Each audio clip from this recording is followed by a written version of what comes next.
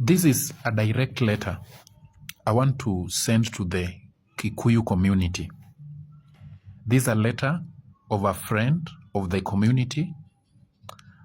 I don't come from your community, but your community is one of the backbones of the development of this country. Nobody can talk about the development of Kenya and exclude the Kikuyu community.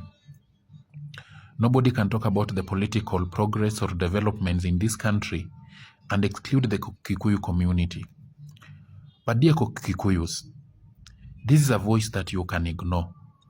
But I wish and I pray that you listen to this voice to the end. If you meet this video or this voice, forward it to a Kikuyu friend that you know.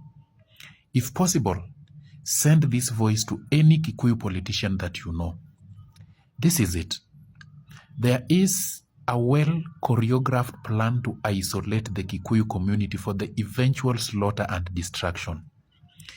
In some meetings in this country, a politician has gone to the political rostrum and picked the microphone and said the following words: amwezi kuwa na shida na Wakikuyu kuliko sisi Wakalenjin.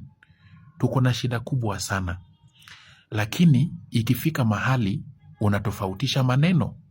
Unatafuta serikali kwanza, kwa sababu ukikuwa na ile serikali itakusaidia kutatua ile shida uko nayo. Serikali ilipatikana.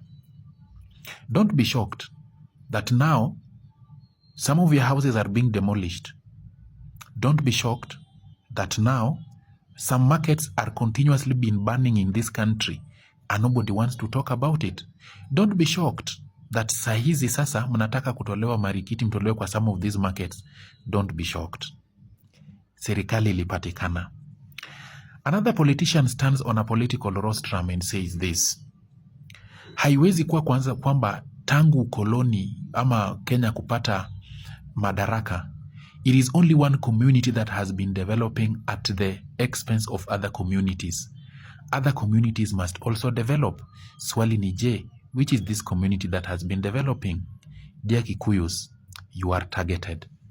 What makes me bitter, I was in Marikiti today when the deputy president came with his entourage, and I listened so keenly to him. I see a man who is besieged. I don't like the deputy president myself because of the politics of segregation that he used to preach when KK took power, when he was talking about shares and all the stuff. But he is a leader. He is a son of your community. Question is this: dear community, dear Kikuyu community, in 2022, mulitumika vibaya and you destroyed Uhuru Kenyatta. There is nothing you did not talk about Uhuru Kenyatta. Your sons and daughters were used to go and raid his farm. Your own sons and daughters were politicians in this country, abused Uhuru, abused the mother, abused even the anatomy of the mother. Uhuru kept quiet, handed over the power to you people and your sons. When contentious bills in this country are to be introduced in the parliament, they are introduced by your own sons. The finance bill that killed most of your sons, the truth of the matter is, during the Gen Z protest, most Kikuyu young men died more than any other tribe. Who were the people who were leading that particular discourse? Kimani Ichung'wah, Ndindi Nyoro, and the MP for Molo. All of them are Kikuyus. Let us leave that one aside. I was surprised that Kimani Ichung'wah can pick a microphone before you Kikuyus and say the following words: mimi hakuna kitu ama mtu anadhanitisha Kenya hii. Nilipambana na Uhuru Kenyatta akikuwa president paka nikamshinda. Dear Mr. Kimani Ichung'wah, congratulations dear fighter. Congratulations, a man who is never scared. You destroyed Uhuru Kenyatta, your own brother. How far have you gone? Are you any better? You are the same Kimani Ichung'wah with your team. Now you are being used now to destroy Gachagua. Do you know the reason why Gachagua is being destroyed? The people or the person who appointed Gachagua to be the deputy president thought that Gachagua is an idiot. Gachagua ni mjinga, ni mtu mwenye hana akili, ni mtu mwenye atakuwa tu manipulated left and right. Wenye alikuwa manipulated kutusi Uhuru, wakajua kwamba atakuwa tu manipulated kufanya vitu vingine. Wakagundua kwamba Gachagua haizi kuwa manipulated. Gachagua is defending his community. And therefore, they want somebody who can be easily manipulated. Wanataka mtu muoga ambaye anaweza tishiwa na nyamaze. And that is why they want to do away with Gachagua. Who is being used? Not a Kalenjin, not a Luo, not any other tribe. It is you fellow Kikuyus. And it is Akina Kimani Ichung'wah who are being used. Somebody remind Kimani Ichung'wah this. 2027, keep this voice clip because you will need it. Mr. Kimani Ichung'wah, you will not hold any position in the National Assembly. If the current government and its holders manage to win elections again, God forbid, Kikuyus are going to be the next. Destroying what is left of Kikuyu is going to be the next program. And no Kikuyu is going to hold any influential position in the government of Kenya.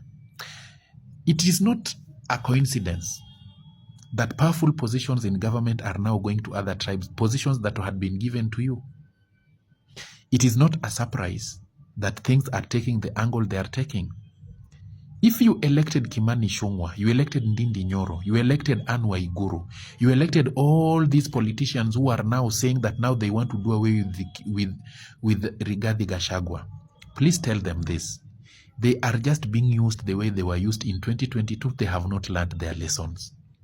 And once they are done being used, I just want to remind you that in 2007, there was a slogan in this country which was coined by Raila. Ruto was part of that particular slogan.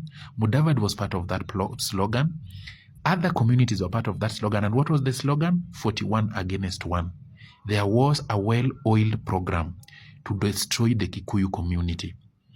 Now, in 2027 or in 2023, in the run-up to 2027 now, 2024, run-up 2027, the Pentagon brothers are regrouping. And Raila is in the government, member of the Pentagon. Ruto is in the government, member of the Pentagon. Mudavadi is in the government, member of the Pentagon. Ali Hassan Joho is in the government, replacing Najib Balala, member of the Pentagon.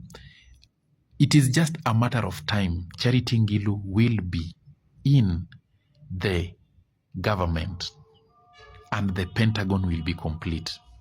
And just like that, your isolation shall have completed and you are going to be destroyed properly. I want to say this. If you are a Kikuyu, right now, there are only 2 men in this country who will save you from eventual destruction. The first person is Uhuru Kenyatta. The second person is Rigathi Gachagua. I am not a member of your community, but I'm telling you this, defend your community. Dear loving Kikuyus, every politician in this country is marshalling their tribes.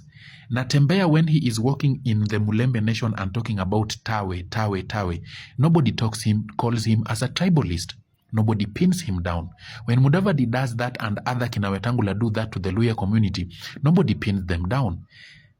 When Raila does that to the Luo community, nobody pins him down.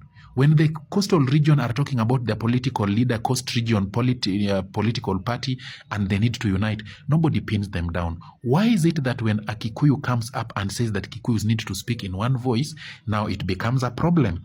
You people rise up and smell the coffee. To the Mount Kenya East people, you are going to be used. Don't think that by your son being given the deputyship or being given this position, you are going to develop. You are being used to undermine the West. The earlier you realize this, the better. When I hear Ruku open his mouth and talk, I wonder if there is something in his head. Dear Kikuyu brothers, I am among the few Kenyans in this country who love your spirit so much. The things I do in this country, most of my clients are Kikuyus. I would not wish to see Kikuyus being destroyed, their businesses being destroyed. If you meet this video, tell Kimani Ichung'wah and other Kikuyu leaders who are blindly doing things to destroy Gachagua that you are being sharpened to kill somebody. Once you are done, you are the one who is going to be killed. I'm not talking about physical death. I'm talking about economical, political, and social death. One day, you will wake up when it is very late. Please, rise up and save your community. Unite just like other tribes are uniting and chart your destiny away from this government. Bye.